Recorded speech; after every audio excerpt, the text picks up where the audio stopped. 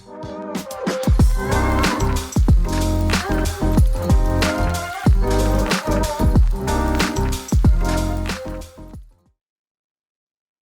afternoon, and welcome to LocalLit 2023. My name is Natasha Lowell, and I'm a librarian with the San Jose Public Library and the King Public Reference and Resources Department at the Martin Luther King Jr. Library in downtown San Jose. LocalLit is an annual author fair and showcase created in partnership with San Jose Public Library and San Jose State University King Library. And this is our 11th year.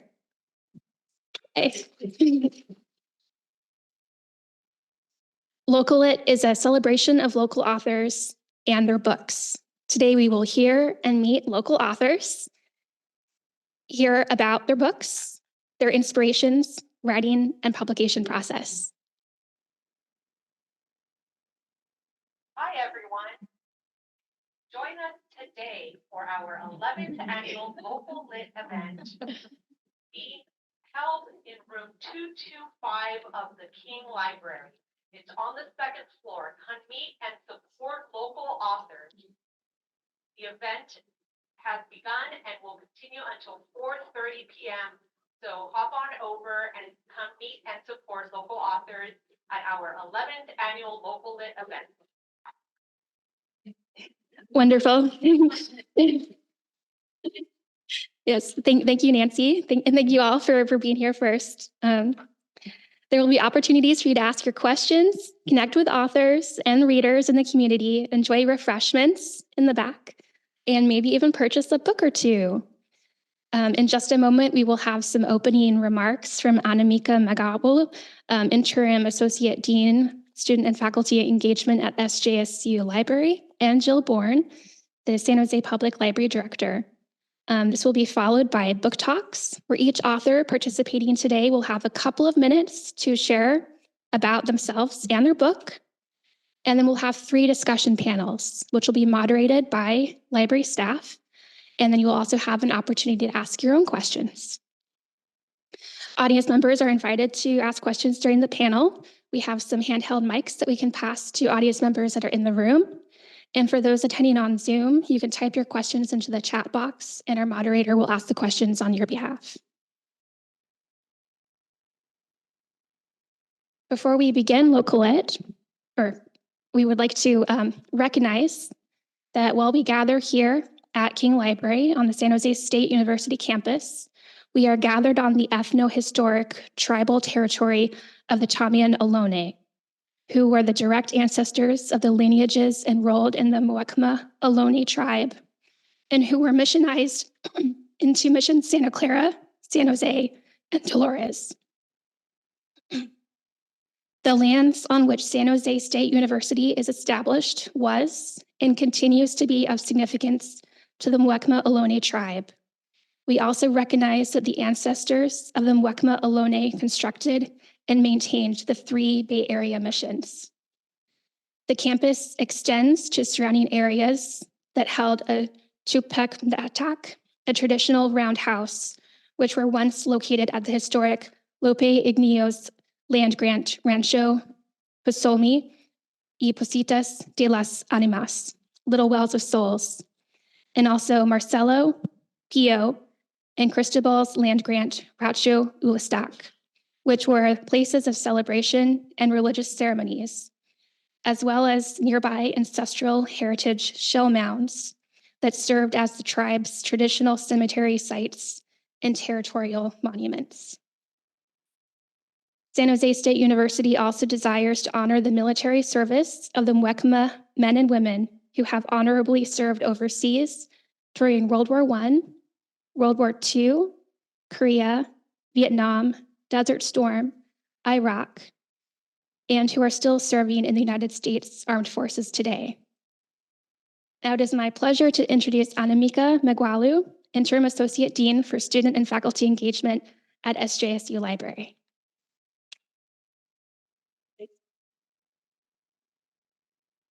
Thank you, Natasha. Good morning, good afternoon, everyone. So I'm Anamika Migualo. I'm the Interim Associate Dean for Student and Faculty Engagement. And today the Dean of the University Library was supposed to be here. He couldn't be here, so I'm here on behalf of him. And I'm really happy about it because today marks the 11th official celebration of LocalLit, a remarkable San Jose State University and San Jose Public Library collaboration that began as a vision to highlight local authors. Today is also the first time since 2019 that we are hosting this event in person again. From its inception, LocalLit has been a testament to the power of collaboration and the collective effort to elevate the voices of our local authors or writers. So local writers play an exceptional role in the community, I believe. When I moved to, and I'm going to share a couple of personal stories just to emphasize why I believe it's really important to celebrate local authors. When I moved to California 8 years ago, I visited Truckee with some of my friends. That was my first time going to that area. I found a book written by a local author that gave me an insight to the history of the place and a window into the nuances of that particular place. Even my friends who have been born and brought up here, they were surprised of the stories from that book. It was amazing to find that book. And then there are stories that allow readers to explore other cultures and human experiences, fostering cultural understanding, empathy, and breaking down stereotypes. For readers who are unfamiliar with those cultures, they learn from those texts. And for readers who are going through similar human experiences, they are comforted by them. Drawing from a personal experience, I moved to Canada when I was 13. I was a teenager. My family didn't have a job. My dad had a really bad accident. He slipped on the black ice and broke his patella, and he was on bed for months. So it was a very difficult time. My mom didn't speak English, and my sister and I couldn't afford teenage trends. We were going to high school. We had nothing that was similar to those high schoolers, and we were running out of savings. I wasn't alone, of course, but I felt lonely at times. 30 years have gone by since that ordeal. When I read Jane Coe's first book, she was supposed to be here today. She is not here. And I think she is representing her second book. But her first book is called In the Beautiful Country. When I read that book, I felt emotionally connected to the stories in that book. And knowing that Jane is from the Bay Area, the physical proximity created a sense of community. And eventually I met Jane. So I think writers are more than storytellers. They're preservers of regional cultures, educators, counselors, and community builders. And I'm so glad to be here to celebrate our local authors today and hear their perspectives and journeys. Thank you.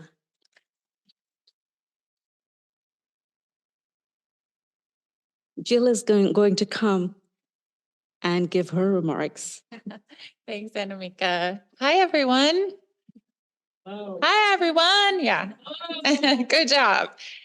My staff knows I was a children's librarian, so I'm all about the big hello.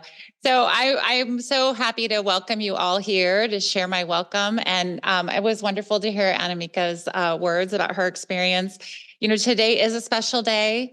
Not only are we surrounded by so much local talent, but it's also our first local lit event to be back in person since the pandemic. So yay! It's also a really special time here at the King Library. Some of you may know that it is our 20th anniversary of this partnership and this building, which is pretty incredible as well.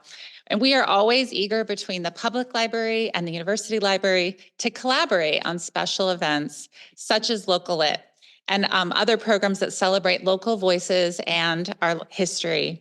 So as you heard, for 11 years, we've worked together as one team to uplift and celebrate our local Bay Area authors by providing them with an outlet to discuss their books. And today we are joined by 15, I think, amazing authors who will share their stories and experiences in publishing their work. I'm happy to share that every local lit author contributes copies of their books so that we can add them to our collections and make them available for checkout to anyone with a San Jose library card. So if you do not have a library card, make sure to get one today. And I want to also thank all the authors for your contributions to our wonderful library. And so for those of you joining us today who enjoy writing or may be interested in publishing your own book one day, please know that the San Jose Public Library is here for you, and we offer valuable resources for free to help you get started, such as reservable study rooms at all 25 of our locations. We have local history research available through our California room, which is located on the 5th floor of this building. And we have writing workshops and peer groups, such as our Veterans for Life Write group. And finally, we have online resources such as Pressbooks, which is a public self-publishing platform, and much, much more. So we take pride in being your #1 provider of information, and we look forward to continuing to expand our efforts to support and celebrate our local library community.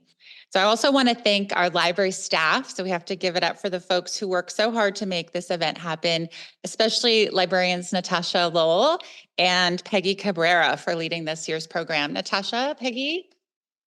Yeah. And finally, if you are looking for the perfect holiday gift, all of my nieces and nephews know that the best gift is a book.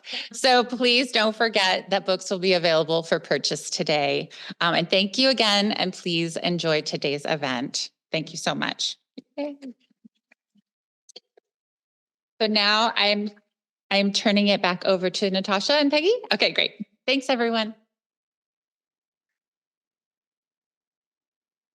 Thank you, Jill. All right, so now we get to hear from our authors. And come on in, there's plenty of seats. I'll give you a moment. Welcome.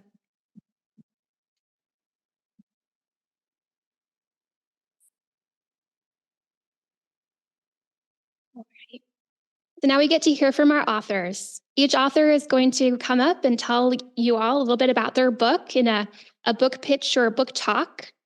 They'll have about a couple of minutes, and can we move on to the next slide?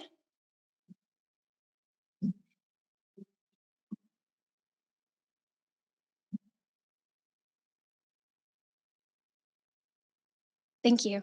So the first author will be Alejandra Talal Miles.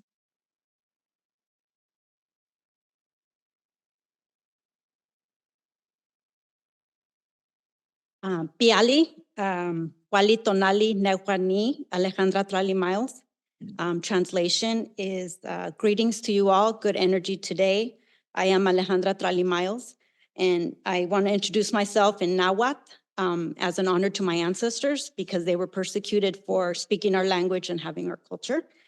My book is Finding Familia and Ancestors. I've actually have 3 books. This is my first book, which I released in a bilingual format to reflect my family. This book is based on the research that I did, the genealogy research for my family. I was able to trace my family back to 1650 in the state of Michoacan, Mexico. And the book is written in a way that it gives us a snapshot, a picture, a moment in time into the life of my ancestors. The book is also available in English, Finding Family and Ancestors, and in Spanish, Encontrando Familia y Ancestros. The book serves as a real-life case study of my findings and how I went about doing the research. And one of the sections in my book is really dedicated to the reader because I want to encourage other people to look for their family history, find their records. And one of the things that fueled me to write this book was the underrepresentation of Mexican families in literature.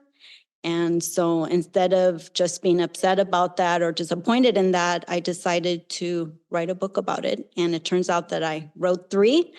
And Lazo Kamatimiak, thank you very much. Muchas gracias.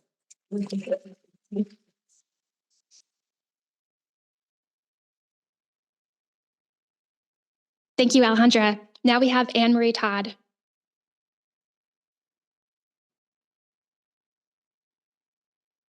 It's always kind of weird when you have a big picture of yourself behind you.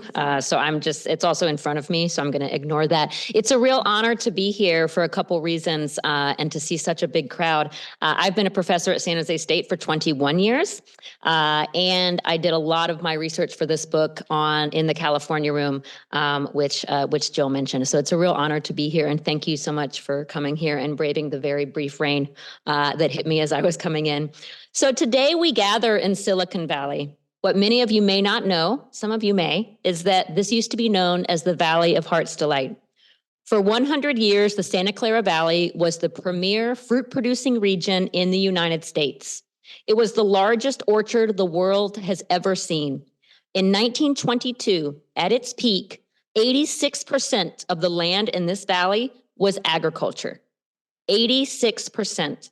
Tens of millions of fruit trees produce 250 million pounds of fruit a year. Fruit defined the economy and also the community and the identity of the Santa Clara Valley. Summertime was simply called the season because from May to September, everyone in this valley supported the fruit industry in some way. School didn't start until late September after the prunes were picked. The sights, sounds, and smell of the fruit were visceral reminders of the importance of the crops to the economic vitality of the valley and its residents. As Silicon Valley developed, the orchards were replaced by houses, office parks, and freeways. The loss of the orchards changed the aesthetic and the material conditions that were the basis of a sense of place, which I discuss in the book. The impact of urbanization of open space is very difficult to quantify, but the orchards provided very real benefits from fresh air, quiet surroundings, and to a stunningly beautiful natural environment. But this is more than an aesthetic change. The Valley of Heart's Delight cultivated a sense of place, a connection between the land and the community. This was an environmental community, intimately tied to the season, intricately linked to the land, and grounded in an understanding of the world based on our connection to the earth. Today, in Silicon Valley, we are surrounded by anodyne shopping malls, agnostic subdivisions, freeways, office parks, parking lots. We could be anywhere. Silicon Valley is a non-place. And indeed, you may have heard the phrase that Silicon Valley isn't so much of a place as it is an idea. The circulation and consumptions of the ideas produced by the computers and the networks produced in Silicon Valley mediate our relationship with place in such a way that encourages a lack of attachment. Silicon Valley is the place where placelessness is made possible. Emphasizing connectivity instead of rootedness, life in the world created by Silicon Valley is characterized by an intense mobility. The development of Silicon Valley demonstrated a reckless insensitivity to the significance of our place, of our environment, and our community. This is dangerous. It means we turn our heads when historic buildings are torn down. We ignore the lessons of the past as we search for the next big thing. It risks our city and our valley not having an identity, and it means that we are complicit in the neglect of our communities and development and destruction of our environment. That's to pique your interest. I promise that the book ends on a positive note with things that we can do to preserve our sense of place in Silicon Valley. Thank you so much for your time.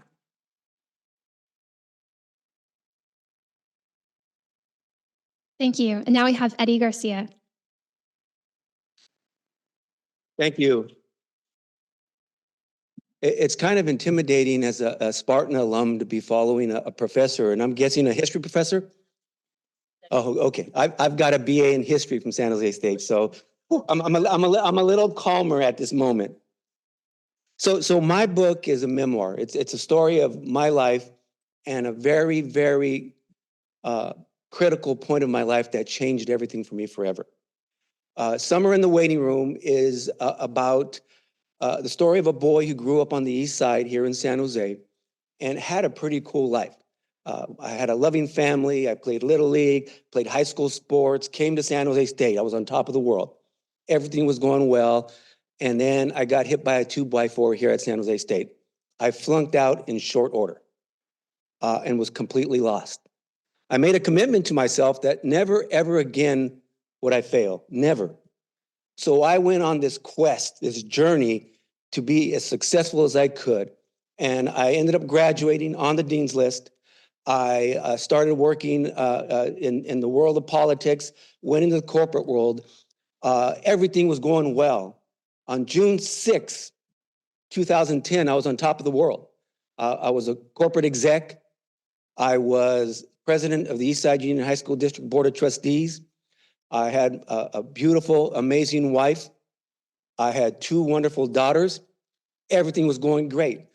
The next morning, I went to the gym to work out like I always do, and something wasn't right. So I went to the doctor. And I'm going to read an excerpt about what happened next. It's a brief one. By the time the doctor finished her diagnosis, the nurse was in the hallway standing behind the wheelchair that was to take me to the emergency room on the other side of the large complex. Walking briskly, she pushed the wheelchair out of the clinic hallway into the clinic lobby and out to the main hallway that led to the hospital about a half city block away. My wife, Sandra, offered to push the wheelchair so the nurse could use her phone. Suddenly, the nurse's brisk walk turned into a trot, and then ultimately a jog to the emergency room. Tall floor-to-ceiling windows formed a breezeway that connected the clinic to the hospital. I could see out to the cafeteria and the parking lot beyond. Life outside was moving at its usual pace, and I was heading toward a crisis. My mind swirled random thoughts that ranged from doom to confusion to relief. Could I be having a heart attack? Why didn't the doctor say that? Was she just taking precautions by sending me to the emergency room? Why was Sandra pushing the wheelchair at a jog? Why was the nurse excitedly talking on the phone, and to whom? I couldn't hear what she was saying because the noise in my head was filling my head with questions. We got to the elevator in the hospital and we raced down one floor. When the elevator doors opened, we raced straight into the emergency room where I arrived at 7:41 p.m. 3 doctors wearing white smocks waited for us. Within seconds, I got my answer. One of the doctors said in a calm and matter-of-fact voice, "Mr. Garcia, you're having a heart attack." I was 46 years old. What happened next got worse. That was the best part of that day. I ended up 10 days later going into cardiac arrest. My heart stopped. I had to be shocked back to life. 7 days later, my lungs stopped working. Doctors medically induced me into a coma to work on me, and I was on full life support for 6 weeks. When I emerged from the coma, my muscles had fallen asleep. I couldn't move anything. I had to relearn to walk, talk, swallow all over again. And when I was done with that, I had a very bad case of congestive heart failure. The title of the book, Summer in the Waiting Room, is talking about the summer of 2010. It was 106 days I was there. The waiting room has to do with my family. And they're the ones that brought faith, hope, and love while I was clinging to life every day in the waiting room. This story is a fast-moving story. I've written it in a narrative form, like a fiction novel. It's an inspirational story, and it tells you what happens. No matter how dark times can get, with faith, hope, and love, people can come together to make things better. Here's the postscript. I lived with heart failure for 10 years, and I had a heart transplant in 2020. And I published the book in June 2022. And we have books for sale. They tell me it's a great read. I haven't read it all from cover to cover. And my daughter, who is here with me today, she's an artist. She did the artwork for the book cover. And so she's also selling prints of the original artwork. So thank you very much for the opportunity, and good luck to the rest of the authors today.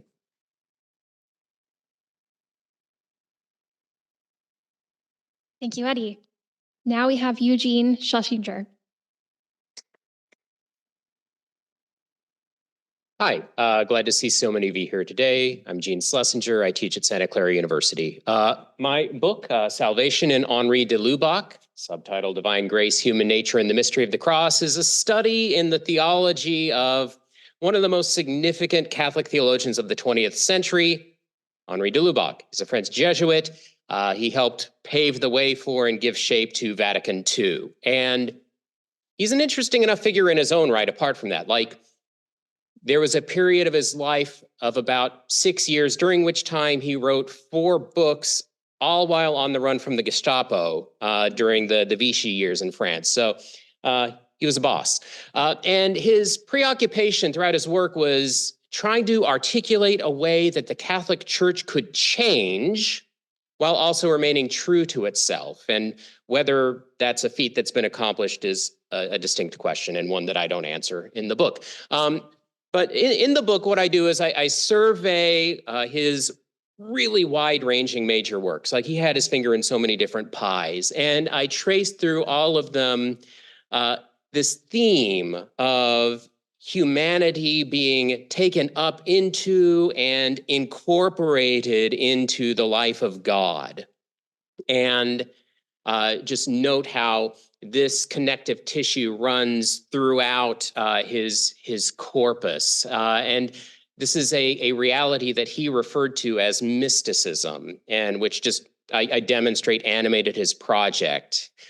This is a theme that, as I said, is like all throughout his works, but it receives fairly scant attention in English language studies of de Lubac's thought. Though, as I was writing this book, I discovered there's a significant vein of French scholarship that is talking about this. Just we haven't caught on over here. So, one of the principal contributions of my book is that it brings this French language conversation into our English-speaking dialogue, and hopefully will enrich Anglophone studies as well. So that's the book. Thanks.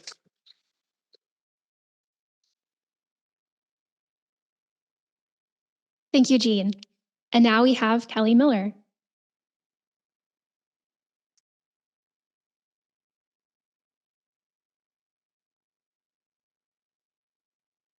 Good afternoon, everyone. I was born and raised in San Jose and retired from the Postal Service before I even thought that I might want to become a writer. But I needed something to do. And somehow I started reading variations of Jane Austen's Pride and Prejudice, and I found them fascinating. So I decided that I would try to write one myself. And to my surprise, my book that I submitted to an indie publisher got accepted, and that was in 2019. So now I just published my 8th book, and most of them are variations of Pride and Prejudice, but one is a variation of Persuasion. And while they are all Regency romances, a couple of them are also murder mysteries, and one of them is a light fantasy. The book that the library now has, The Trouble with Friends, is my 8th book, my new release. And on the cover is Elizabeth Bennet and her dog, Robbie. And Robbie the Cocker Spaniel is based on my own writing companion, Zoe, who is a blonde Cocker Spaniel and the light of my life. So I thought it was fitting to give her a companion like I have. And it's a Regency romance. Like all my books, they are standalone.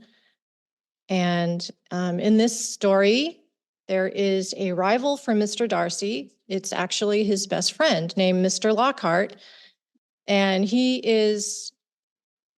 accompanies Darcy to stay at Netherfield Park, the rented estate of their friend, Mr. Bingley. And so that is the complication that in this book. So thank you very much.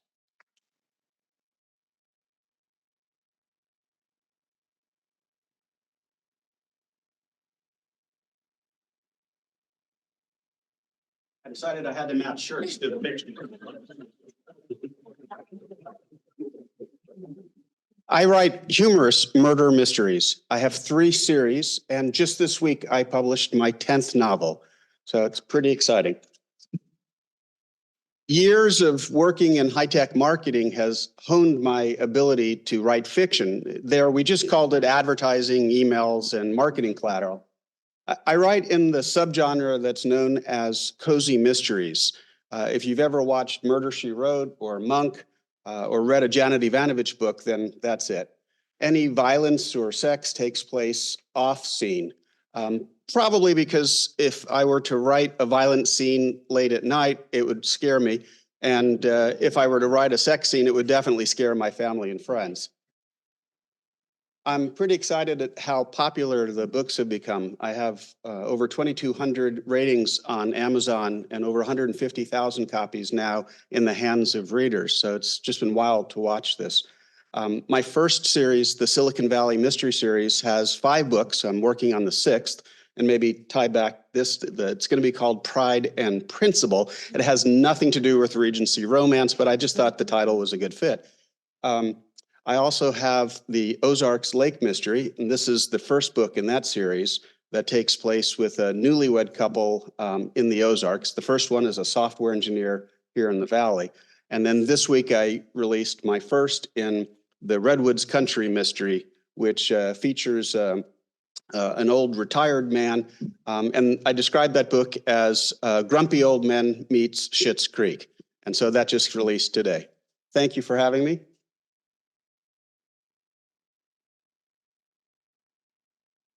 Thank you, Mark. Now we have Nui Olin.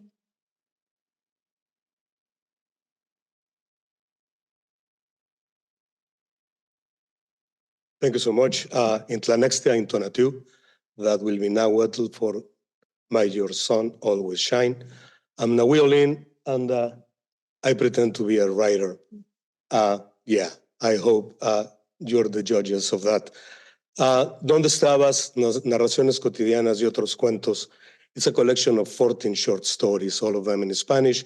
So I know some of you will be like, oh man, I need to learn Spanish. There you go. Just as a reminder, you know, in that sense, California's first constitution was in Spanish and then into English. So it's 21 countries around the planet that speak that language. So if you were wondering why in Spanish, those will be a couple of your answers. But also because it's easier for me. As you can hear, my English is not the best in this planet, but it's okay. I've been from all over the place, but I like the sound of it. 14 short stories. It has magic realism. It has poetry. It has fables. It has narrative. And it's a collection that started last century. And that sounds so weird when we say it. But it started, I was born last century, so it has to be from last century. And the last story is a tribute to my late brother, rest his soul in peace, that he describes the house of our grandparents. And you might be wondering, the title is ¿Dónde estabas? Where were you? And the intention of it is when you start reading the stories, you might say or think, oh, I was there. Oh, I went through that. Oh, that reminds me of someone. And that will be the where were you? Because we were someone. I believe we all have a connection. My experience are your experience. Your experience are mine because we are a collectivity. We are human beings, one race. The rest of us are just ethnicities. And we share all that somehow in our inner memory, in our genes, somehow. So those 14 stories try to reflect that. Are for the entire family. I should say that in the very beginning. It's for the entire family, for, you know, elementary school all the way to 90 years old when you can still read it or somebody read it to you. My dad enjoyed it and I read a little bit of that to him. So I was like, oh man, that might work. Voy a hablar en español para todos aquellos que me están oyendo en otro lugar a través de Zoom. Muchas gracias. 14 narraciones, 14 historias que son parte de la vida de cada uno de nosotros y que espero puedan compartir, sentir, porque todos tenemos una misma comunicación. It's a brief of what I just said with a lot of words in English. So just for some people that said Spanish is too long, now it's not that long. It's fun to speak of it. Thank you so much for having me. Thank you to the library. Thank you to San Jose. Have a beautiful day. All right, and now we have Palmer Pickering.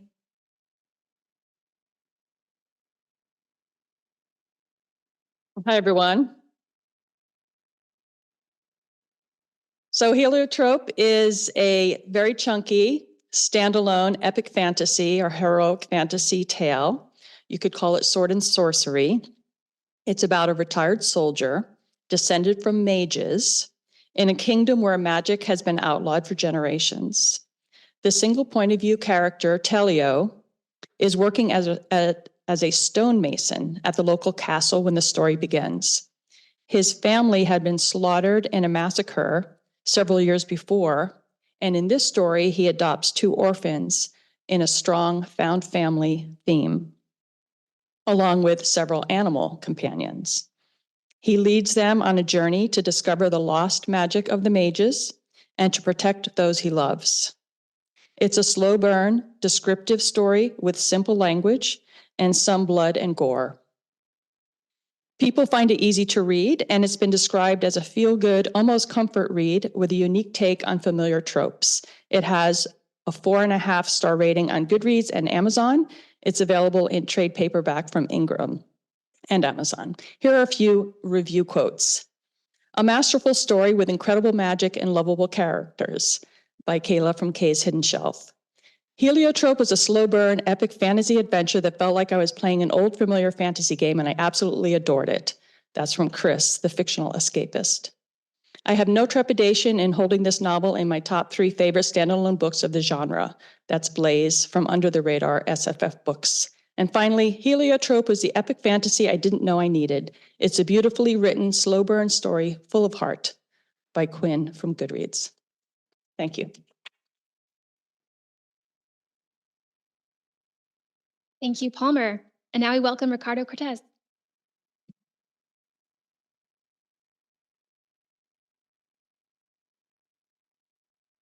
How's everybody doing? Right. So I am Ricardo Cortez, born and raised in San Jose. The ABCs of Lowriding is actually not a book about cars. It's about the people, customs, and traditions of lowrider culture explained through the simplicity of alphabet learning. It's my hope that the book can be used as a tool for educational purposes for those that want to get introduced into themes of lowriding, but also to help facilitate dialogue among generations of lowriders, old and new. And if you're a local from San Jose, I hope that it can be a point of pride knowing that San Jose was at the epicenter of lowriding in its early days in the 1970s as an innovator during its evolution. Yeah, I'm getting a little emotional here because this is my first book. This is crazy. Thank you. And now with this book being released, we know that San Jose still remains a pioneer in the lowrider movement. The book is 100% self-published. I did all of the design, layout, and writing myself. It's being printed and shipped out of Livermore, California. And the illustrator I was able to commission out of Chihuahua, Mexico. So the production itself is truly a homegrown product, and it really does support our local economy. So thank you, everybody, for having me.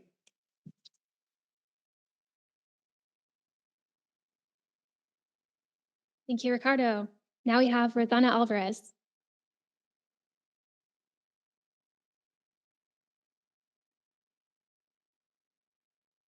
I know they're timing us back there, but I will lose track of time because time warps are real.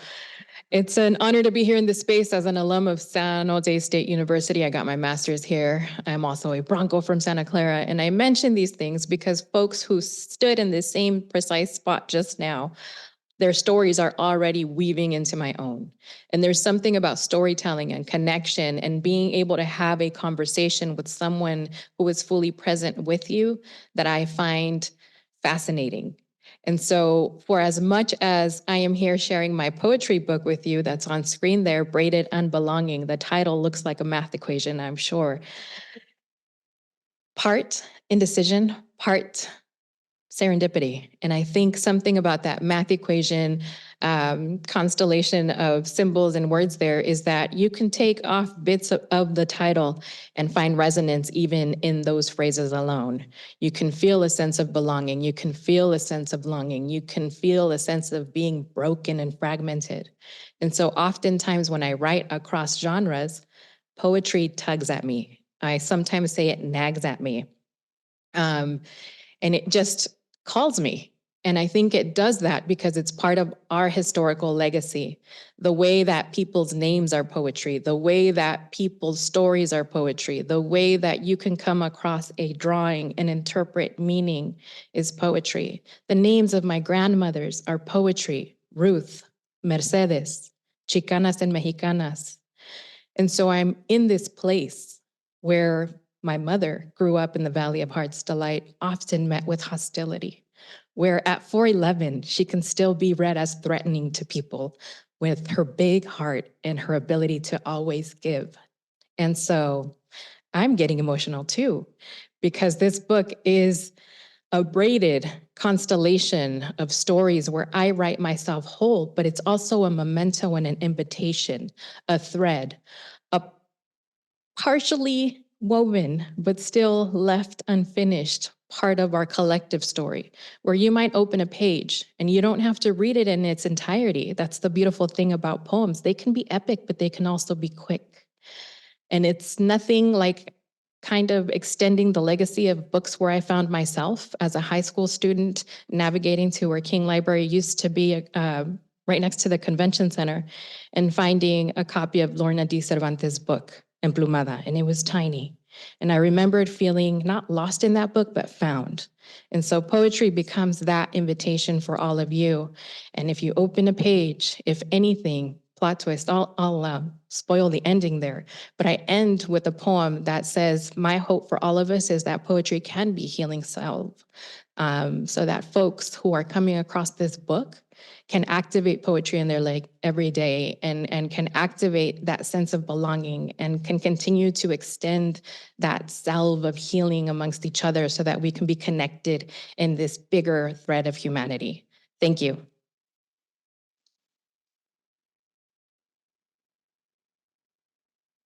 Thank you. And now we have Sonali Padodia.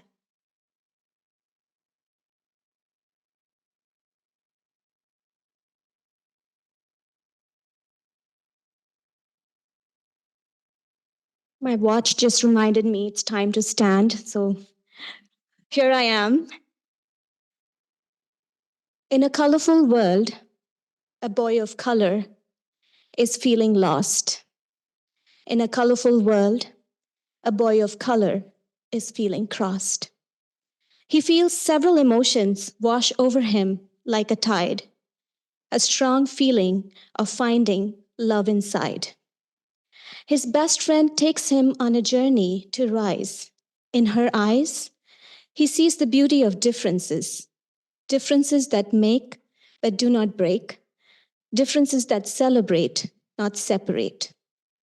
You are truly one of a kind is true to its name. To not read it would be a shame. A story about confidence, friendship, and diversity explained.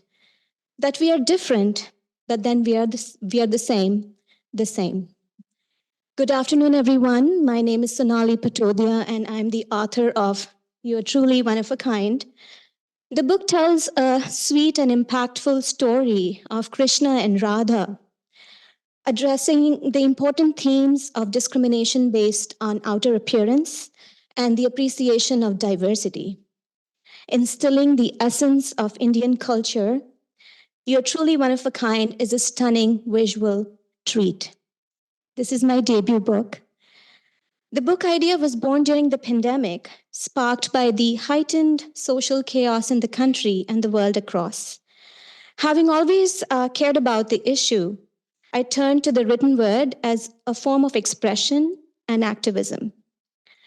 I wanted to create a narrative for the younger generation because I felt I didn't have that while growing up. However, when asked for the age group of my book, I always say 4 to 400. Yeah, I got all of you covered. Through the vibrant narrative, the readers are encouraged to cultivate a simple and natural appreciation for the unique qualities that make an individual. The book becomes a compass, gently steering them into a world which is made of these individuals and where diversity is celebrated with open hearts and understanding. Thank you for having me. It's an absolute honor to be here in August Company. Thank you.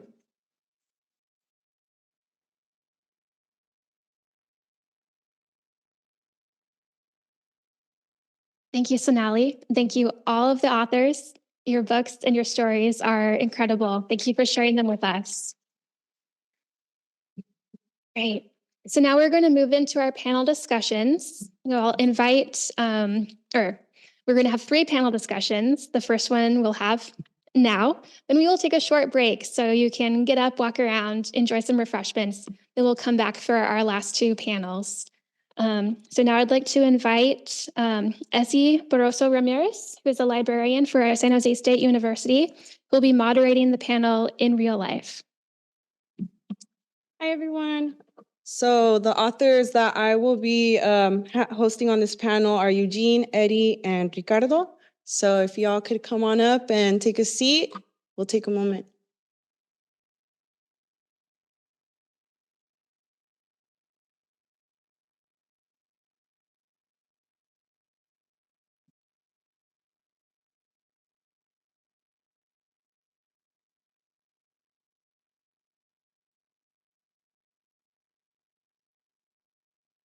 So thank you all for joining us, first of all. And the list, I have 5 questions, and the list of questions that I developed were obviously before I heard all the pitches. So sorry if some of them require repetitive information, but we'll start off with what has inspired your work for this particular book, or overall, whichever you'd like to address.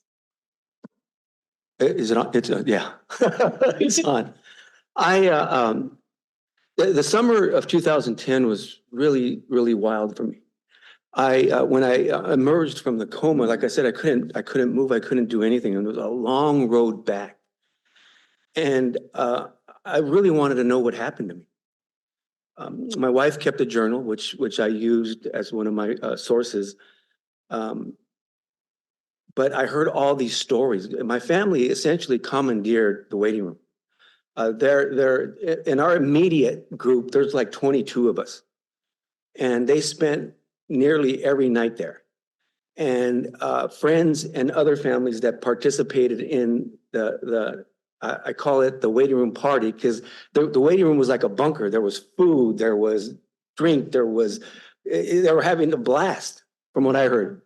But they were also in a lot of pain. There was a lot of nervousness, and they were scared. So afterwards, once I started healing and getting better, I started hearing the stories, and I read my wife's journal. So I'm an inquisitive person. I wanted to know what happened. And I decided to do 2 things. One, using my professors over there, my history degree curriculum, I knew how to research, and I knew the methods of research. And I interviewed nearly every healthcare provider during that summer. I interviewed friends and family, and I used my wife's journal as a original source. And I got my medical record for that summer between June 7th and September 1st. It's 2,900 pages long, and I combed through it. And so that's what inspired me. I wanted to know what happened. Ultimately, as I started writing and moving along, I knew that our story, my family's story, can bring hope to others. And that's what inspired me to continue. Thank you. Yeah. Okay, there we go. So I've been reading the works of the guy that this book is about for well over a decade, and I've known I wanted to write this book since like 2014. So it's been a long time coming, and what really led me into this was I was in graduate school, I was in a doctoral seminar, and we were reading a lot of de Lubac, and A, I love him, but B, like. I mentioned this theme of this incorporation into God that runs throughout his work, and I'm reading him in my seminar, and that's just clear as day to me. And in none of the scholarship on him could I find anyone who was talking about this. And so for like years, I felt like I was going crazy. Or I wondered if I was crazy because I'm seeing it, no one else is seeing it. What's going on here? So I set out to write this book and like put it all together. And then I mentioned that or I alluded to this in my talk when I started actually getting into the research for this. I discovered that like the French have been talking about this for a long time, and just we haven't. And so I was a little less original than I thought I was being, but also it made me feel better that, okay, I'm not just making this up. And so my mandate sort of became like, okay, take this conversation that's happening and that we're just completely ignorant of over here in the Anglo world and bring it over so that we can read this really influential figure in light of his own priorities, rather than sort of reducing him to a proxy in the sort of ongoing like Catholic who defines what Catholicism is wars. So he's not a pawn, he gets to be his own person when we read him in light of his own commitments. Yeah. Thank you. So for me, it comes down to three things. It's being an artist. Actually, I'm a grad of San Jose State and a master's in digital media. So they taught me to think differently about what's around you, what's in your environment, and how can you use that as a tool to create artwork. Secondly is being lucky enough to be born in San Jose and growing up 12, 13 years old and understanding that there's so much history in lowrider culture in San Jose. And third is my daughter being born, and who's sitting back there. She's manning the table over there with my wife. But so when my daughter was born and I wanted to start to read to her about lowrider culture, when she's 2, 3 years old, there's no books out there for kids. It's all scholarly, history written books about lowriding. And so the artist in me started to think and start writing and visualize in my head what a book could look like for a 3-year-old. And that's what came out, is that book that's over there right now. Thank you. I have a 5-year-old and I can't wait to read your book. Right on. Thank you all for sharing. So I'd like to open it up to the audience in between my questions, just in case anyone has something that comes up. If there are no questions, then I'll just proceed to my next one. Are there any questions right now for our authors? Again, if no pressure, if not, I'll just ask my second one. So I'm guessing no. So oh, sure. Okay, the mic is getting to you. Thank you. Hi, Salvation in Henry D. Lubac. I was wondering if you ever had the opportunity to go to France and maybe have conversation over there, because you're all correct. It is very heavy over in France, even to this day. Yeah, so I have been to France, but not during the time of working on the book. Actually, most of my research for this book was happening during the pandemic. And so there was certainly no travel that was going to happen. But I had the good fortune to be able to write to the Jesuit archives in Paris, where they have a lot of archival material on him, papers that he wrote when he was a student, things like that. And they were kind enough to send me like PDFs of material that I wouldn't have been able to get my hands on otherwise. But I would love to go over there and do some work IRL. Yeah. Love that. Any other questions? Okay. or lowrider? What was your process like writing the book? Yeah, thanks for that. It basically started out imagining take it back a step further, is getting a bunch of books as gifts for my daughter and seeing all of these books about, animals in the zoo and, how to have courage and stuff like that written in like an ABC format. And so I just started to imagine, what would a lowrider book look like? What would it read like? How would it sound? Who would do the illustrations? So I'm not an illustrator, but who would actually do that? And so it took me about 3 years of research, of writing, of talking to a lot of people on social media, especially different artists, about their particular style and if they would be interested in doing a book. And it really all came together in 2022. So that's kind of the process in a nutshell for me. Thank you. I'll move on to my next question. We started this way, so let's start this way this time. What is one of your favorite ideas or themes from your book? And Natasha, please feel free to let us know about time. Thank you. I think for the book itself, it breaks the mold of what a lot of people think defining lowriding is. There's a lot of surface level understanding of lowriding that it's just about a custom car that bounces up and down. And when you go through the pages, it really breaks the mold on what the definition of lowriding is. It gets into the community, the culture, very important figures that are part of lowriding. I mean, Sonny Madrid came to San Jose State for a period of time and founded Lowrider Magazine, which is the premier magazine covering lowrider culture in 1977. His print shop was just right down the street. A lot of people don't know that. And so this book helps highlight a lot of those facts and aspects. And so that's kind of like the overall theme, is really breaking the mold of what lowriding is understood to be. Awesome. Thank you. My favorite moment in the book comes towards the end. Throughout it, I'm very conscientious about not imposing my sort of like grid of mysticism and incorporation and all of that onto the works that I'm surveying. And so for that reason, it tends to be muted throughout as I sort of account for everything on its own terms. But then when I've done my initial survey, I have this coda in the book where I sort of like take all of those threads and I weave them together and talk about like the vision that emerges from it. And I mean, if I say so myself, I find it to be a compelling vision, and I just get excited every time I go back and read it. I'm like, oh, this is really cool. I'm so glad I got to do this. The subtitle of my book is Faith, Hope, Love. And that's a direct quote from St. Paul's letter to the Corinthians, his first letter. And he essentially says, when all else fails, there's still faith, hope, and love. So my book is organized into 3 parts. Part 1 is from literally the day I was born to the day before the heart attack. And that part of the book is called Faith.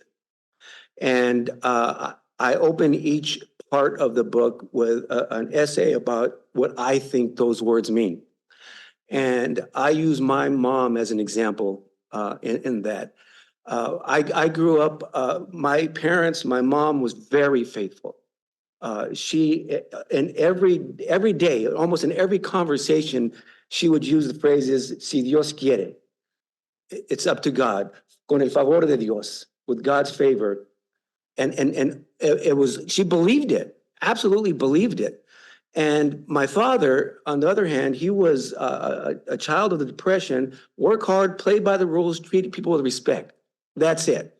So for a little boy, that's way easier to understand, right? And so that's how I managed my life.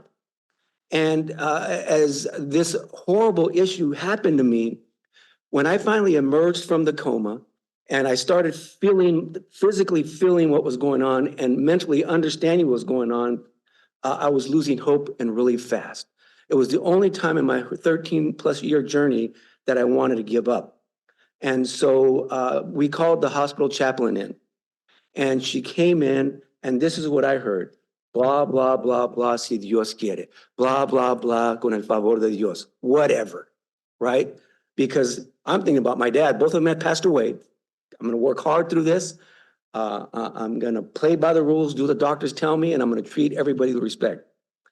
Well, when I finally started taking the tube out, and there was something called a trach collar where they put the oxygen through your throat. They got to cut a hole there. And after the chaplain left, 2 days later, things started moving quickly. And 3 days later, I was off all oxygen. And I asked the doctor, a scientist, what had happened. And he said, I did everything I needed to do by protocol, but there's something bigger here, Eddie. And I thought about my mom, con el favor de Dios. So that section of the book, it's at the beginning, is essentially my mom's strong belief in faith. And it changed my life. That's beautiful. Thank you. Thank you very much. All of you, thank you. I'm going to continue with my next question just because we do have other panels. My next question, and let's start with Eugene. What advice would you give someone who is a new writer and is interested in getting published? If you want to write, you have to be willing to write badly. And what I mean by that is like, it's so easy to endlessly put off getting writing done because what you're doing is bad at first, but like just actually doing the writing itself is the process. And then you can always come back and fix it. Like, you know, my first drafts are always embarrassingly rough. And so like, be okay with that. Hemingway said, write drunk, edit sober. I'm not literally recommending that, but the idea of like, just relax and actually get some words out there. You can always pretty up the words once they're out there. You have nothing to work with unless you have the words. So the advice is right, even if it's bad, because you can always make it better. Thank you. Whoever wants to answer next. I think the professor's absolutely right. Just write. I decided not to do that. Using my history degree, I outlined the whole thing.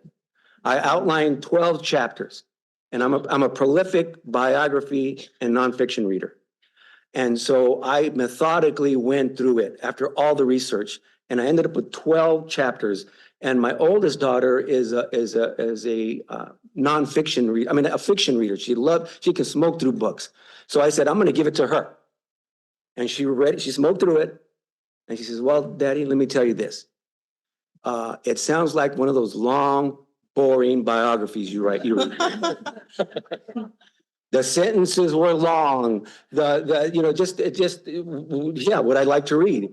And so I went out and I started reading novels to try to see if I can get another rhythm going. And my mother-in-law loves Danielle Steele. So I started reading Danielle Steele novels.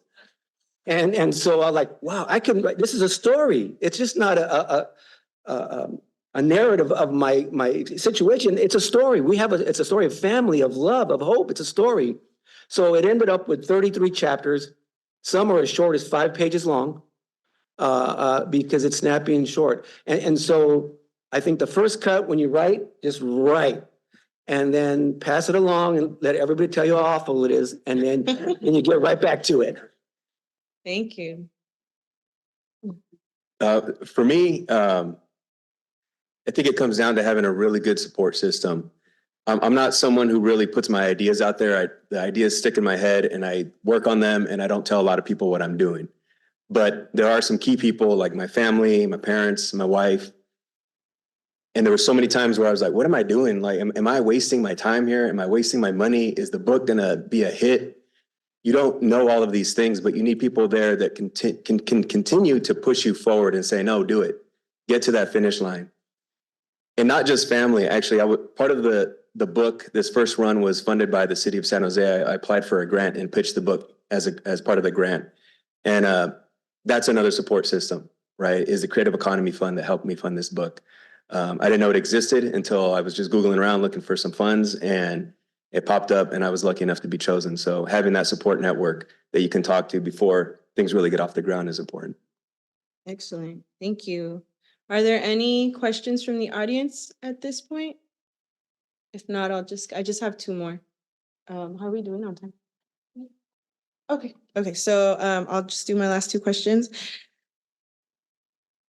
Do you have any upcoming works or events that you'd like to share with us? Whoever would like to answer first. No. That's fine. That's okay. Yeah. People ask me, are you going to write a book, another book? And at this moment, no. I just had an event at the Stanford bookstore, and I'm working on stuff, but nothing on the schedule. My next book is called Ruptured Bodies, A Theology of the Church Divided. It will be out in May.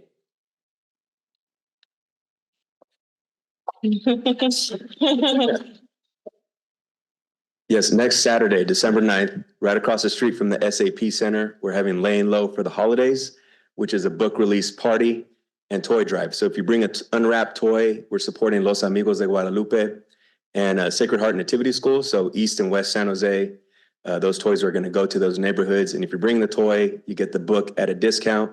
So we have free art making. There's going to be a lowrider display, food trucks. It's in partnership with Creekside Socials. So it's going to be a really, really good event, something different for the area and for San Jose. Awesome. Thank you. Next Saturday, 12 to 4 p.m., right across the street from the SAP Center. So my closing question is, how can readers best support the work of authors? Whoever wants to go first. Buy a whole bunch of books and read. That's how they could do it. Yeah, ditto. They're great gifts. Someone already Yes. said that. And then, if you like a book, tell people about it and leave those Amazon ratings. They're really important. Yeah, I think just spreading it word of mouth, sharing it. Mine was pretty much all promoted on social media, and it sold out yesterday. So it was cool. Awesome. Cool. Great. Yeah. So thank you all for joining us. Let's give a round of applause to Eugene, Eddie, and Ricardo. Thank you so much. And Natasha, I'll hand it over to you. Thank you. Thank you. So now we're going to take a short break. We'll take 5 minutes, enjoy some refreshments, stretch your legs. We'll come back in 5 minutes for panel 2.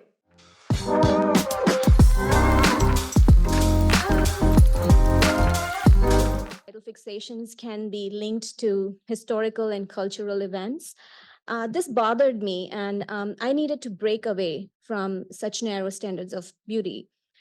Cut to the year 2020, when we were engulfed in this social chaos in this country and the world across. My family and I, we felt impacted. My 2 girls, one of them is here today. We felt restless. We needed to channel our angst into something creative and to come up with something that would impact others positively. And that's how the book was born. Thank you. So I actually never thought that I would write a book. I spent a year in 2021, most of the year, like hundreds and hundreds of hours just doing research on my family. And my idea was to just present it to my family and just share, like, this is the story of our family. This is where we've come from in Michoacan. These are some of the findings. And, I shared that with a colleague at work. And she was the one who said, you should write a book about this because you've already done all the research. And she sort of planted that little seed and it just sprouted. And she also fueled me by saying that we were highly underrepresented in books. And so when I did more research on that, that's kind of what fueled me to really start looking into publishing the book. I had no idea what I needed to do. I even reached out to Eddie and I asked him for some guidance. And I also reached out to Charlie Trujillo, who's another author here from San Jose. And I just figured out step by step what needed to be done. And I just went about it. Thank you. Novi, where were you? Well, I can use this one. Where was I when they teach that? I think I was signing a book somewhere. So thank you. I was signing a book, which is important. I strongly believe that as a species, I always call us species humans, we're just one. We have always used our ability to communicate in any way to tell stories. And one day I'm sitting down and I want to communicate a story. But what story? And I remember a play from a Russian writer, Gogol, that is a monologue. And I was like, oh, my first writing is going to be a theatrical piece, a monologue for theater. So far away from that. Like eons for that. But that's how it started. Like, I want to say something. I want to let the people know that we are connected somehow in our process of feelings and thoughts, regardless where we come from. We come from India, we come from Mexico, we come from China, we come from the US, etc. It doesn't really matter. We all are connected. So then the other stories start like flowing and they start becoming more naturally that somewhere in my brain decided, like, now do this and then write this. So I was writing like 5 different stories at the same time. And everything was based on experience, personal experience, friends' experience, and love and hope. Because I still think that those two important pieces of feelings are the ones that driving us in our every single day. Thank you. I want to go to the writing process because, I mean, yes, we get inspiration and ideas, and that sounds wonderful. But a lot of writing is really sitting down and either at your with a pen or a computer and writing. You mentioned you're writing several stories at once. Tell me more about your writing process, Ellen. Sorry for that, because that doesn't love me. But it's we love each other. So the process of I walk, and meanwhile I'm walking, I start like pretending to think, and then I reach an idea, and that idea starts like growing, and as it grows, it's like, okay, I have it, but I'm going to forget about it. So as the previous panel said, you start writing. And there was this great writer, philosopher, historian, Pilno the Elder, that copied an artist from Greece back then that said 1 line a day. He was meaning on the paintings. Pilno used it on the writing. And that stuck in my brain since young. And it was like, let's do it. Let's write 1 line. Then the second one comes, and the third one comes, and then you revisit. And then you just let it go. There's the fear of a white page. That's what I say to my students here at San Jose too. By the way,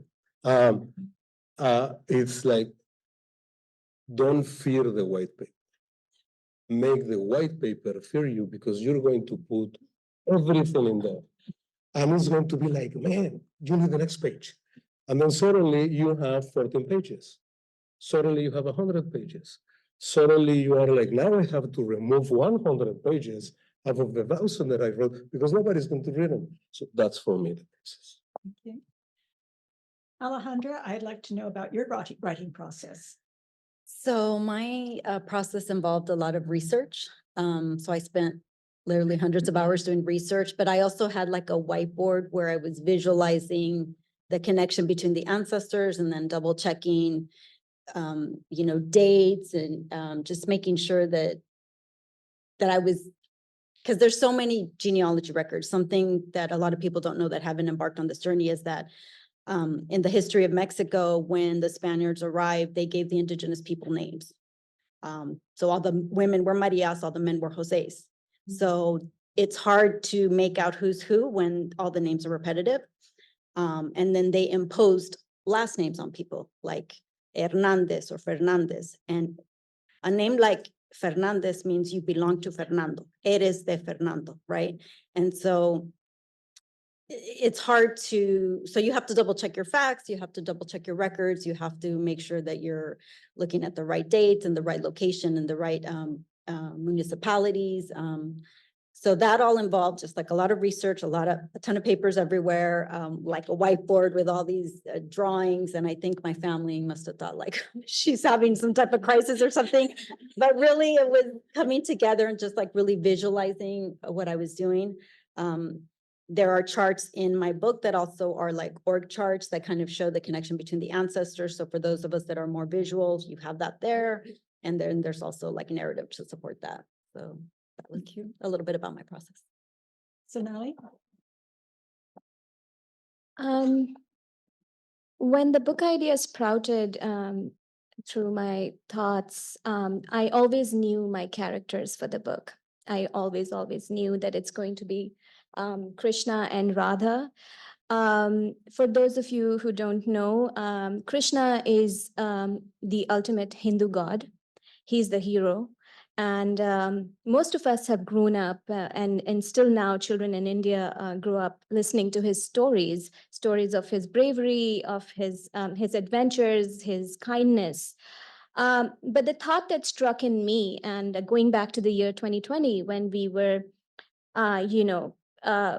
trying to navigate through our own restlessness, the thought that struck with me was when we worship someone who's a god of color, he is a god of color.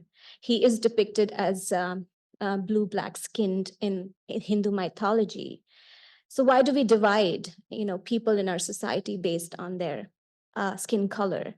And this thought struck with me deeply. And that was the starting point. So I knew my characters, Krishna and Radha. And for me, I did a lot of research because I wanted to write for the younger generation.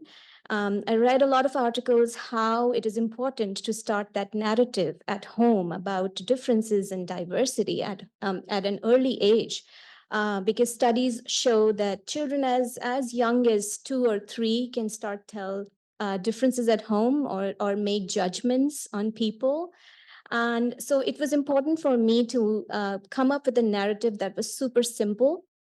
And I actually watched a lot of PBS and Daniel the Tiger with a fresh set of eyes. And and came up with scenarios that were relatable.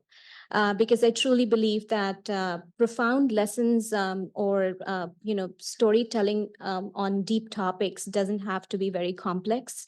They can be written in simple and relatable language. Thank you. Okay, well, I teach writing, and so I'm going to respect that I probably have about 90 seconds here and not a, 2-hour class to talk about this. So first is write about something that you love, okay? Jean, I have never seen anyone so excited about this, this historical figure, okay? But you can hear the passion when he thinks and talks about this, right? And so write about something you love. I tell my students, we look at persuasion and media artifacts. If you want to write about a meme, a video, something, write about that. We can figure it out. So write about something you love. The second part is make time and understand what you do in that time. Sorry, I'm talking fast. I get very excited when I talk to people about writing. Make time and respect and respect that time. Put it in your calendar, okay? When is that time matters. For me, I'm best, you may notice, I'm best early in the morning, okay? At about 4 o'clock, my brain is like, oh, okay, is it dinner time yet, right? Like, I know that the early part of the morning works for me, okay? It's also before you start checking email, and then you have all of these other ideas in your head, okay? Also, what kind of space for that time do you need? My house has to be clean before I can write. Okay. My desk has to be clean. I have to have my tea, my chapstick, my water. Like I've got all these weird things. You all do too. Okay. I can see by those smiles. All right. So that is the second part is make time, respect that time, and have your family respect that time. My partner has a restaurant in San Jose. He's a delightful cook. He knocks on the door with a great sandwich. And I'm so mad because he's interrupted the brilliant thought that is going to make $1 million book. Okay. So, that kind of thing. But then last to the process, and again, I'll go back to Jean. So I think this is the third thing, is it is a messy process. And Hemingway did say, write drunk and edit sober. He also said all first drafts are, there are children here, SHIT. Okay. And that is true. Don't fear the white page. Get something on the page. Just start typing. Think about it as notes, okay? And then the second part of that is, and you had your vision board, your whiteboard, you knew the stories. Things may come to you, you may have had it all along, but your writing is going to change. You're going to cut that sentence that you thought was the best sentence. It turns out, nope, just put it in another document. That's going to go somewhere else. You don't have to throw it away. You don't have to kill it. Just save it, okay? But so think about the process, respect your process, and know it's going to be messy and it's going to take a lot longer than you want. I should be optimistic, but it'll be worth it in the end. Thank you. Okay, I want to have some time for questions from the audience, and I understand that there is a question that has come through our streaming, our Zoom process. Let's see. Okay, if the microphone could be passed to, if there is a microphone, good.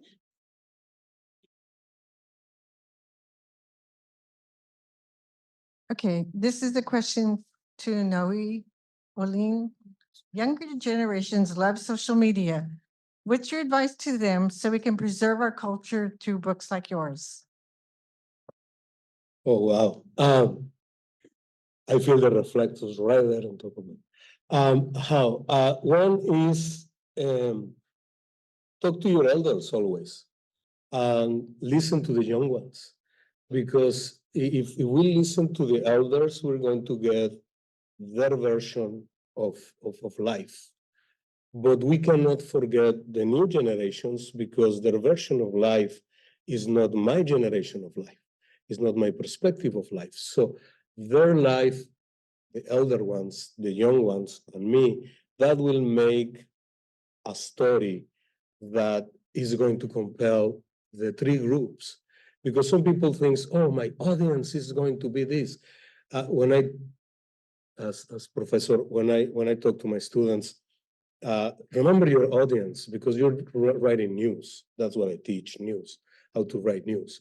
But when you're writing a book, you're not thinking first in your audience. You're thinking what I'm going to bring to life, and then I will figure out my audience. Because life is what you read, what you write, what you're planning to pass to the next generation using all the knowledge you got from the previous generation, your own experiences, in a way that the next generation can understand it. I think Miguel de Cervantes Saavedra was a genius. When he wrote El Quijote, he was thinking not just in his time or the previous time.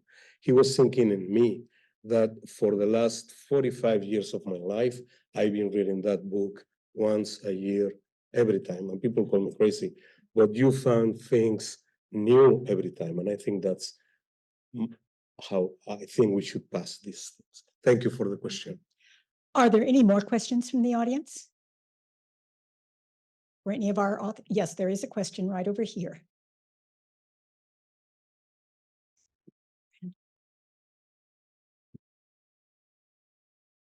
Yeah, once the book is published, how do you get it out? Like, what's the process? I think that's for some of us, that's the hardest part. Like, one is like, you're not sure, like you're very, I mean, like for the first time, right? For the first time authors, they're like not sure how it's going to be, like whether it's acceptable or what's going to happen. So how do you like come out of it, and what are your like avenues to show the world your creation? Okay, I think that's for everyone, huh? Ladies first. I have to be a gentleman.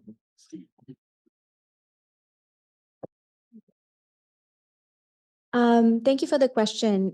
This is my debut book, so I can share some tidbits from my journey so far.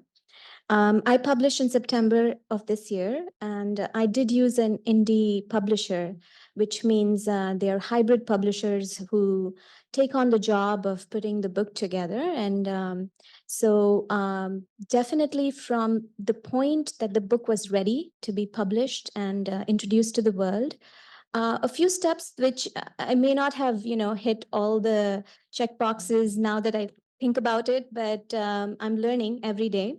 but maybe create a, a network of better readers. You can invite, friends and families and their friends and families and people known to you to be able to read your book in advance and leave you reviews when the book is published. And of course, I love a local bookstore, but my hybrid publisher, they were able to push my book to Amazon and Barnes and Noble online and a few other retail platforms online.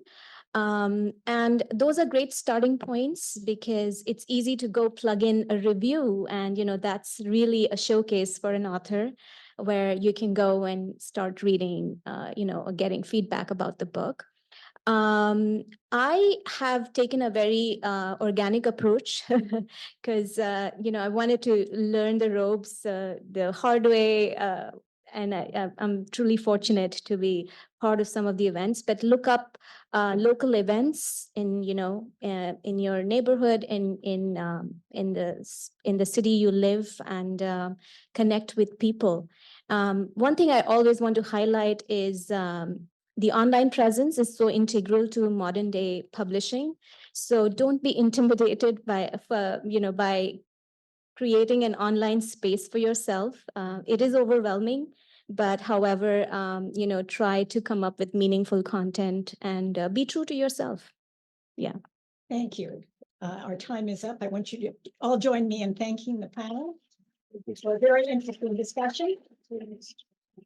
I know you may have other questions. Please feel free afterwards to ask the authors. Thank you. Thank you. Great.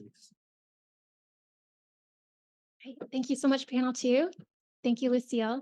And now I'd like to invite the authors in our next panel up and our moderator, Bill Bowman.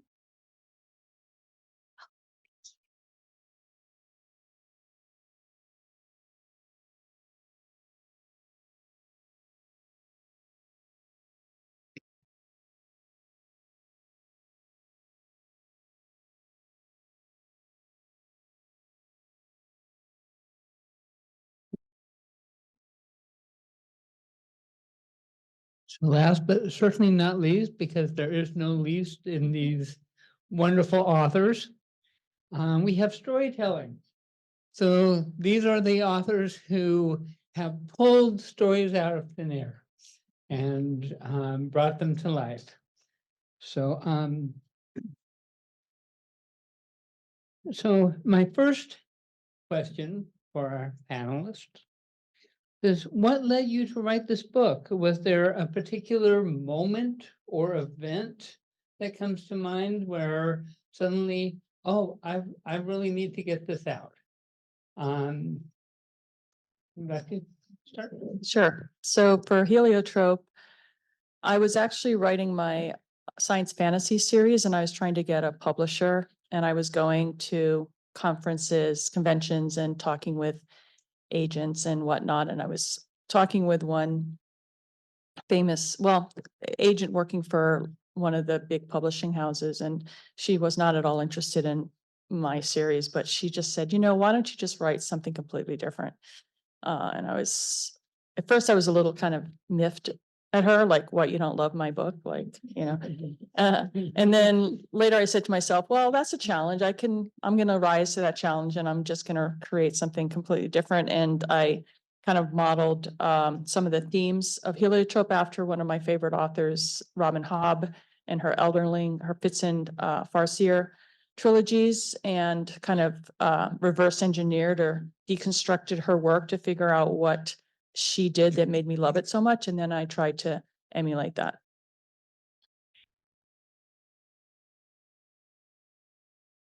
Kind of am the poster child for what not to do. It's working. So The poetry book was not the book I was intending to write. I've always kind of written since I knew that you can string letters and words together and Sesame Street can sing them along. And then I was like, I'm writing. And that's not what I set out to do in life. My writing kind of came back to me as I was trying to recover myself through failure and also through disappointment and also through health issues with my daughter and myself and whatnot. And I had realized that I wanted to write a novel. And I started writing a YA novel because that is my jam in terms of what I read. And I love fantasy. It has dragons in it, it has drama in it. We're good. The poetry book, though, was all of these moments where you're kind of navigating life, whether it be an intersection or the grocery store or taking your kids to school, and all these moments where people kept reminding me that they thought I didn't belong, that people that looked like me didn't belong, that it was okay to treat us unjustly, that it was okay to talk about people and places in particular ways, that being from East San Jose meant we were a project and not a community. So those things that kind of get under your skin and make you feel some kind of way, the poems were me grappling with that daily. And so it's kind of how I kept myself sane through all of these unjust moments, whether it was microaggression or outright aggression. It was me keeping myself sane, but also doing that in and with community. So the poems were already being shared with other youth that had grown up in neighborhoods like mine, with other educators who were struggling with similar issues. I was invited to the Women's March to share poetry, and I was like, what? I took my kids up there on stage with me, and my husband was like, oh, it's real, like you're for real writing now. And he's a truck driver and he understood what that meant. And so for me, it was writing by any means necessary alongside what I thought I was writing. That other writing is still happening, but the collection here kind of happened organically, serendipitously. And they're kind of these mementos, right? We go to sometimes even a funeral service, memorial, or a wedding and celebrate, and we come away with these little mementos. The poems are mementos of all of these moments in time where individually, but also collectively with community, it came together as stacks of paper that I had hoarded and then realized, I guess I can write a book. So this is kind of my permission and my reminder that these things of sitting down or not even sitting down, sometimes just pulling over in your car or even at the grocery store while you're waiting in line and typing with my thumbs on my phone, that all of those moments can also become a collection and a book and permission for myself and for other people. For this book, I'd say my wife always felt cheated that none of the characters in my other series were based on her. And so I thought it'd be interesting to try a completely different series from the Silicon Valley moving to a small town in Arkansas. My wife's grandparents had a ranch there, and I grew up in the South and spent time in and around Arkansas. So I thought, perfect fit. I had some understanding of it. But 3 books into that series now, there's still no character based directly on my wife. And frankly, I think that's been a really wise decision for my marriage. So Maybe in the next book. no.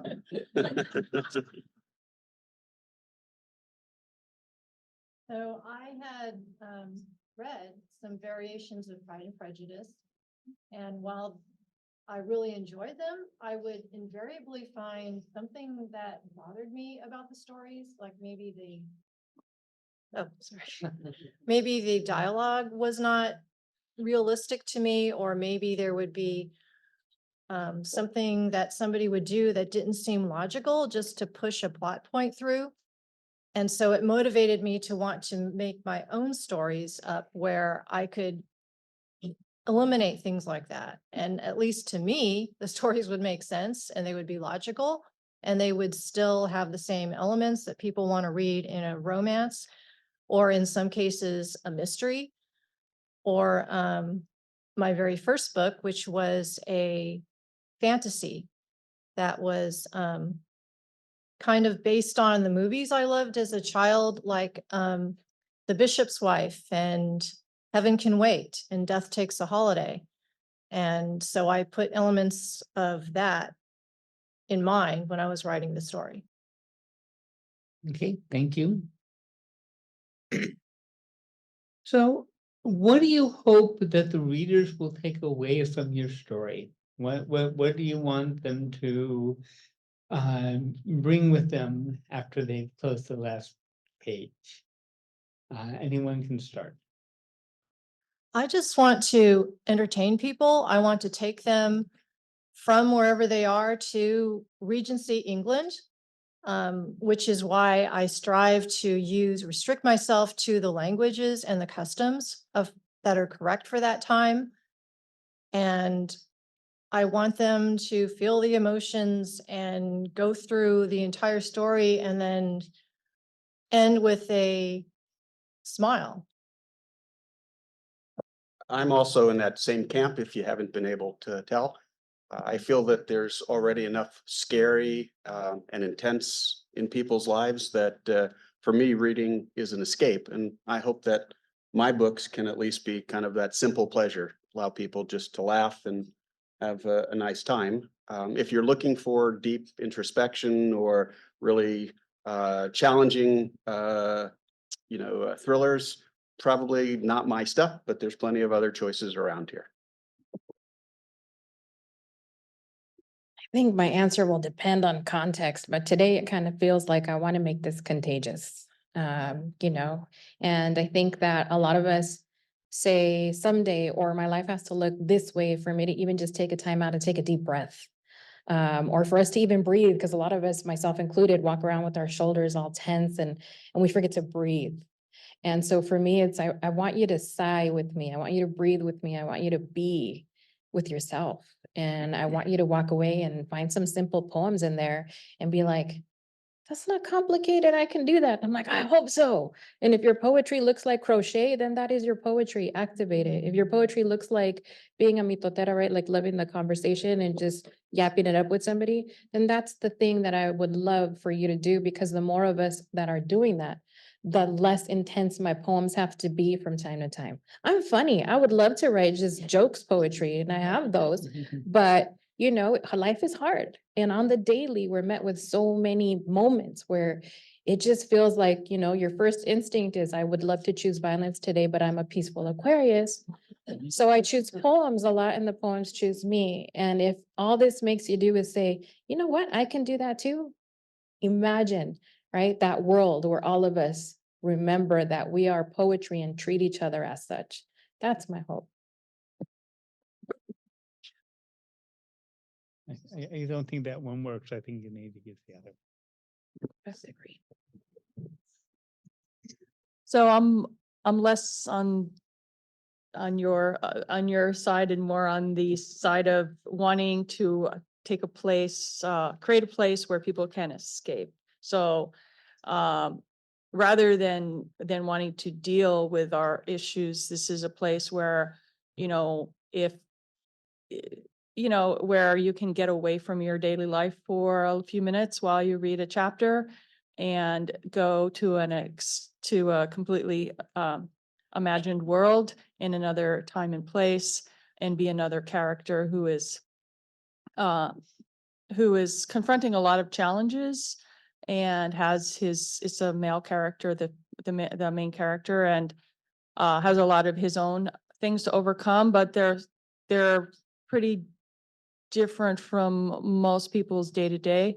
And so I write in a very descriptive, immersive style to hope to get you really like you feel you're there, and you can just kind of when you're done with the book, it's sort of like, oh, I just went on a journey. I just, was in a different time and place, and I had a chance to just kind of disconnect from my daily life for a bit. Thank you. Before I go on to my next question, are there any questions from the audience? I don't see any hands, so I will go on. What was the most difficult part of writing this book? Was there ever a time you felt discouraged or needing help to move forward with the plot or the characters in it? Again, anyone can start. Freeform.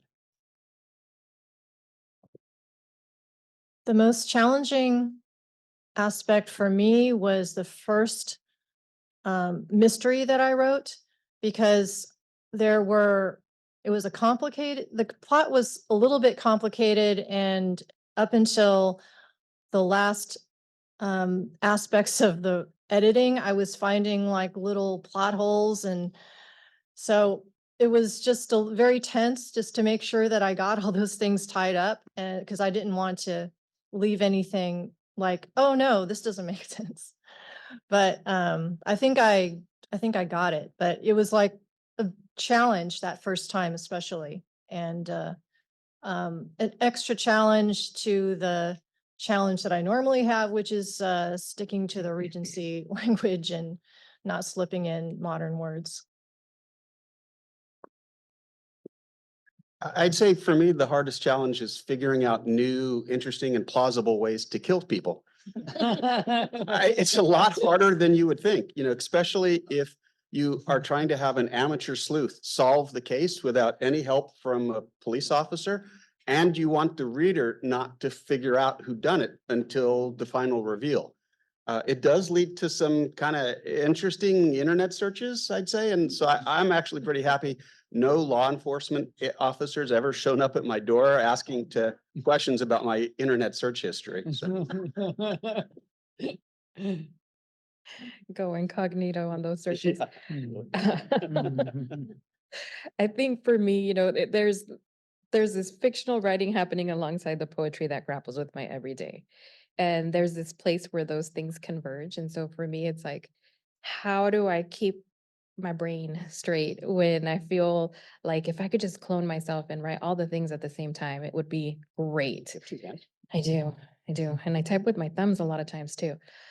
But there's something about being able to sit down and write something out fairly quickly through a poem, or sometimes poems that appear very short take a long time to capture so succinctly what I hope the reader can connect to.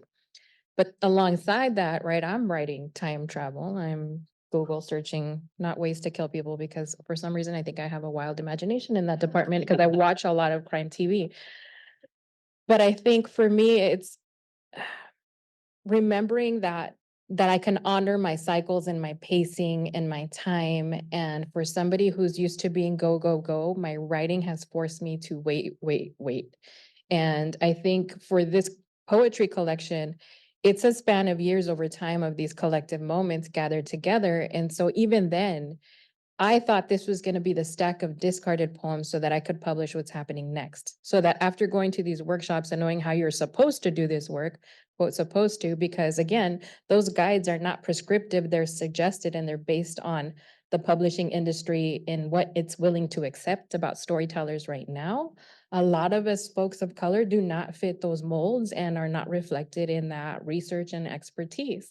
And it's a problem. So for me, the difficulty in accepting that reality and knowing that there are things that are supposed best practices that are not best for me, and knowing that I know myself, 4+ decades of life, that sometimes what I do might seem like it doesn't make sense to other people, and it makes all the sense in the world when I get to a certain point. So case in point, this book, I thought they were my warm-up poems. I decided to put them in a collection because there was enough stacks of paper that I was like, why not? And then it went on to, get an international award from the International Latino, Book Awards, and silver medal for the Juan Felipe Herrera Poetry Prize. And I was like, what? Those aren't even my good poems, according to me, right? And then for the cover design to be something that I trusted so much that, I drew it myself, I designed it myself, and that won a bronze medal from that same group for the cover design. And I would not have imagined that for myself. So then the difficulty is what we're able to imagine based on the examples that have made visible for us. It feels like an ongoing excavation because they've been there, they exist, right? So just remembering sometimes you do have to trust yourself, but trusting ourselves is really hard. And so for me, that becomes the most difficult thing in this process.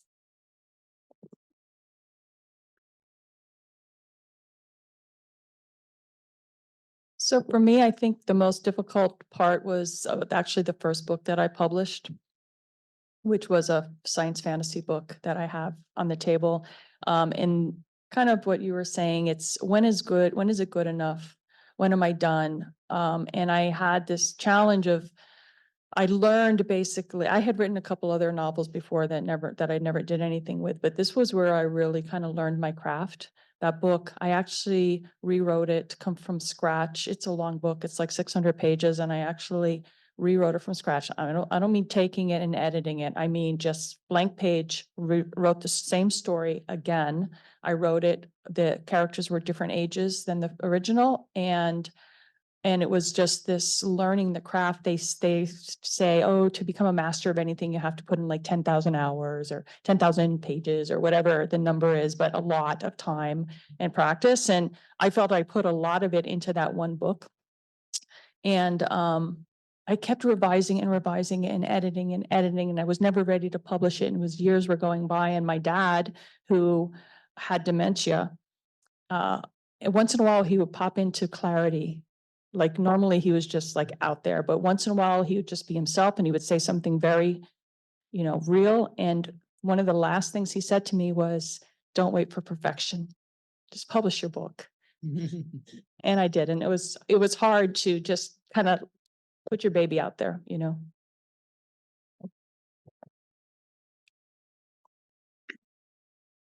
So, so again, popcorn, whoever wants to start with this, did you learn anything that surprised you, or that you found unexpected coming up when writing this book? Was there anything that kind of going, oh wow, I didn't realize that before? Again, anyone can start. I didn't realize that I would have apparently a knack for writing because my books have won multiple awards and they've done pretty well in sales. And so for me, as someone who went through life, went through school, never really won an award for anything, to finally win an award for something I started so late with in life, it's kind of amazing. But besides that, I really love doing it. So it's just amazing to find something so late in life and find that you really love it and you enjoy it and you're apparently good at it. And so it's just pretty fulfilling. In my case, I guess I learned I'm really bad at naming characters. I'm fine with the main characters, and then it's like everything goes blank. So I go through much of the manuscript with things like killer, suspect one, dead guy. It's embarrassing. Fortunately, I have this friend who I call my name whisperer. So I'll send him these descriptions of the different characters, and he comes up with these amazing options of names that I love. So I pick some of those. I'd say the weirdest one was the last book that just published. It was like at the very end, right before I sent it to the copy editor, before I actually substituted in the real names. And so when I was going through and proofing the final edits, it was weird. It was like, who are these people? There are all these different names that I had not been thinking about as I was going through writing it.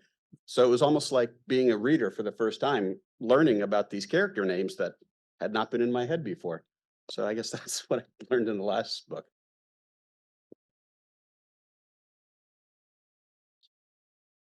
I think I learned a lot about what you're supposed to do after I put it out there.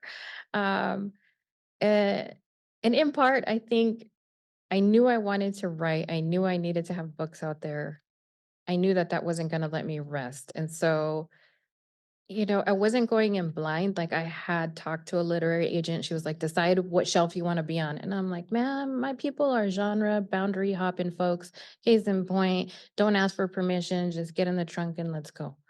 True stories, right? And we figure it out. And there's a tremendous tenacity and knowledge that comes with that life experience that I think that some of the best advice wasn't allowing me to access the permission I needed from me. And so I did look to other people that were in my life, like Dr. Francisco Jimenez has written fabulous, beautiful books. And he was a teacher I had in college. And he's called my book a poetic gem. And I'm like, I could cry every time I read that email, right? But I think for that, it's recognizing that sometimes the simple things are the most beautiful things you can offer the world. And whether that be fiction, you're writing about crime, you don't know how it's going to be read by someone else. And you don't know how it's going to resonate and activate that person, right? And so for me, I think part of this was, who's going to read this book? Who's going to buy this book? And I was like, well, I'm going to read this book now that it's a real book, and my parents are going to feel like their lives are redeemed in some ways.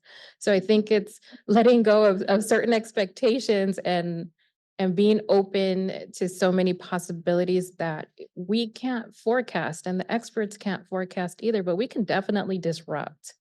And I think for me, part of the learning process has been letting myself be surprised. And so while I might have the sticky note system for certain types of writing, and I'll do workshops with all of these fancy places and things, I think it's just reminding myself, I do this for this reason.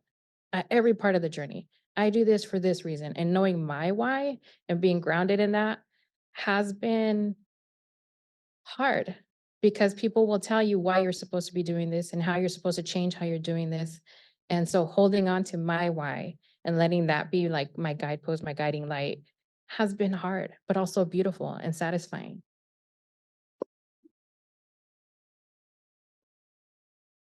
For me, I think it was learning that my expectations of what it means to be an author are different from what I'm experiencing as the reality. I think I always thought that, or I wanted to be published by a big publishing house, and having put out a book and being recognized for the book would be what would really make me happy. And that, fans would flood, with no effort, right? The reality, those two points, one is, yes, and I'm self-published. So one is, yes, it's really nice to have a book in print, and I can participate in panels like this, and I can, people can read the book, and that's satisfying. But what I really love is the act of writing. I just love to write. And so when people ask me like, oh, how are the sales going? I'm like, oh, gee, I don't know. Okay, I guess, I'm not rich. I still have my day job, but what gets me excited is the next book I'm working on, because I just love to write. And if no one bought my books, I would still write and I would still publish because I just love it. And the second thing is getting fans. What I've really learned through this indie publishing journey, I have quite a large community now of indie fantasy and science fiction authors. And you hear this thing like one fan at a time. It is so true. I'm learning that I love to make relationships with people who love the same thing I do. So I'm really excited if I found one person who likes the kind of book that I write, or they're another writer in the same genre, and we can just talk, and that is a success to me. And it's just one after another. And I've just found a whole bunch of friends now in the writing community and the reading community, and that's satisfying. Thank you all. I believe we're out of time. But I do want to encourage the audience to come up to the authors if you do have any questions and ask them directly. Thank you. Turn it over to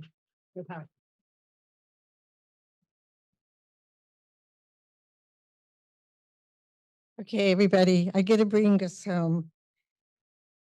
Okay, we had some authors who had family issues. If you go back to other local authors, we wanted to make sure everybody gets a chance to take a look at some of the other authors who wanted to participate.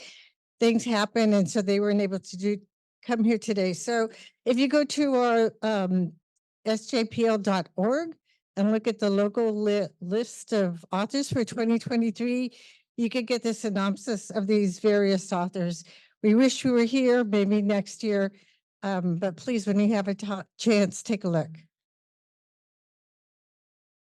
So we would not be here, we would not have Local Lit here, except for all the many people that have come here to bring us all together. So first and foremost, we want to thank all the book readers and author fans. Please, let's give ourselves a round of applause.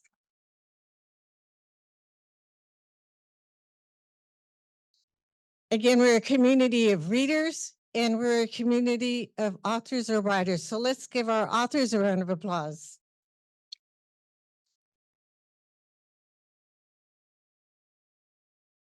And then, of course, we want to welcome all the staff, all the librarians, everybody from the San Jose State and San Jose Public Library who worked so hard to make this happen. Thank you, everybody.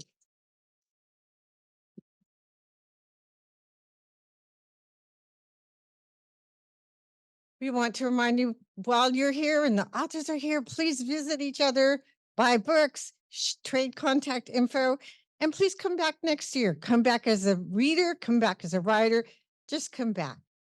All right, thank you. And we want to ask you to support our local authors and please give us your feedback on your experience today. We value that information to help us improve what we do. Thank you.